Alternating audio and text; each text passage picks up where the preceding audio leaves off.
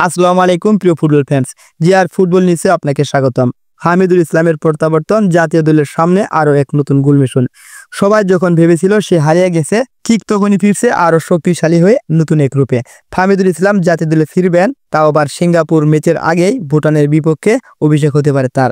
Italy club ফুটবলের বেড়ে ওঠা গোল করাকে যিনি অভ্যাসে পরিণত করেছেন তাকে বলা হচ্ছে বাংলাদেশের ভবিষ্যৎ স্ট্রাইকার হামিদুল ইসলাম গোল মেশিন, যিনি মাত্র 21 বছর বয়সে জাতীয় দলের সামনে করে নাড়ছেন আবারও।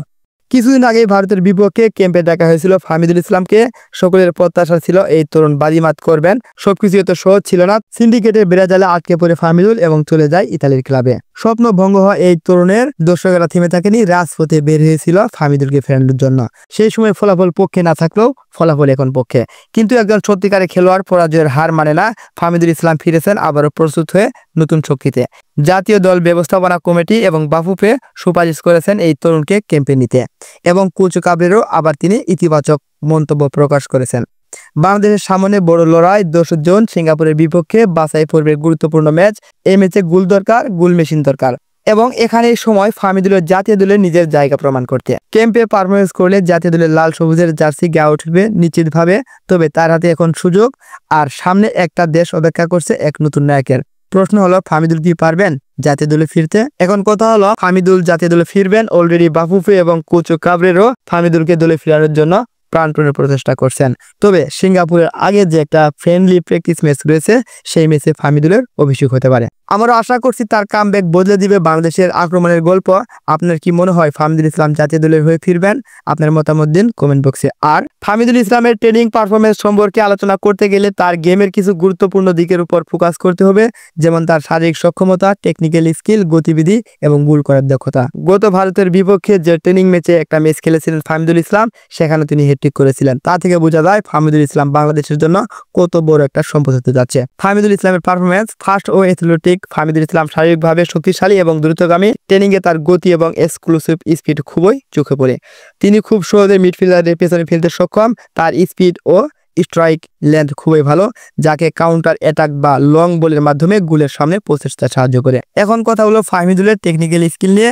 ড্রিবলিং এবং বল নিয়ন্ত্রণে খুব ভালো। বল নিয়ন্ত্রণ এবং ড্রিবলিং দক্ষতা উল্লেখযোগ্য। তিনি খুব দ্রুত নিজের পজিশন পরিবর্তন করতে পারেন এবং ডিফেন্ডারকে ছিটকে বেরিয়ে যেতে পারেন। বিশেষ করে ছোট ছোট স্পেসে তার ড্রিবলিং ক্ষমতা তাকে বিপক্ষের ডিফেন্সে ভেঙে ভিতরে ঢোকার সুযোগ দেয়। কথা বলতে হবে পাসিং এবং অ্যাসিস্ট নিয়ে। হামিদুল ইসলাম শুধু গোল করার জন্য গোল মেশিন নয়, পাসিং এবং অ্যাসিস্টও তৈরি করতে পারেন দক্ষতা। তার পাসিং গেমে খুবই সুনির্দিষ্টতা দেখা যায়, বিশেষ করে যখন দলকে আক্রমণে নিয়ে যেতে হয়, ঠিক তখনই লং পাস, শর্ট পাসে দিয়ে তিনি আক্রমণের সূচনা করেন। গোল করার দক্ষতা। হামিদুল ইসলামের ফিনিশিং খুবই উন্নত। তার ট্রেনিং সেশনগুলোতে দেখা গেছে তিনি প্রায় গোল পোস্টের আশেপাশে থেকে দুর্দান্ত গোল করেন। অফ দ্য বল মুভমেন্ট, তার পজিশন অনেক ভালো। সঠিক পজিশন ও স্মার্ট ফিনিশিং তাকে গোলের সামনে উপস্থাপন করে, যা তার মূল শক্তি। এক্সটেনশন শট ও ফিনিশিং টেকনিক অনুযায়ী সে সহজে পাস বা ক্রস দিয়ে গোল করতে সক্ষম। তার শট ও পার টেকনিক খুবই শক্তিশালী এবং নিয়ন্ত্রণযোগ্য। এছাড়াও ট্রেনিং এ দেখা গেছে হামিদুল বেশ সহযোগী খেলোয়াড়। তার পাসিং গেম এবং স্ট্রাইকার হিসেবে তার দলের মধ্যে খুব ভালো সম্পর্ক আছে।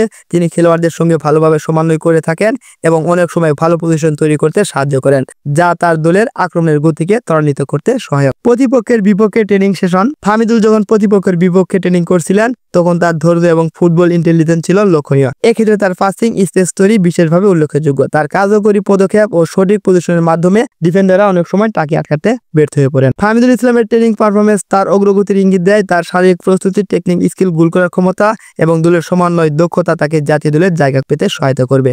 যদি সে তার খেলার এই দিকগুলো উন্নতি করতে থাকে, তবে আগামী ক্যাম্পে তাকে জাতীয় দলের স্কোয়াডে অন্তর্ভুক্ত করা হবে। প্রিয় ফুটবল প্রেমী, ফুটবলের এরকম আপডেট নিউজ ও আকর্ষণীয় ভিডিও পেতে অবশ্যই জিআর চ্যানেলটিকে সাবস্ক্রাইব করবেন এবং লাইক, কমেন্ট, শেয়ার করবেন। ধন্যবাদ সবাইকে। আসসালামু আলাইকুম।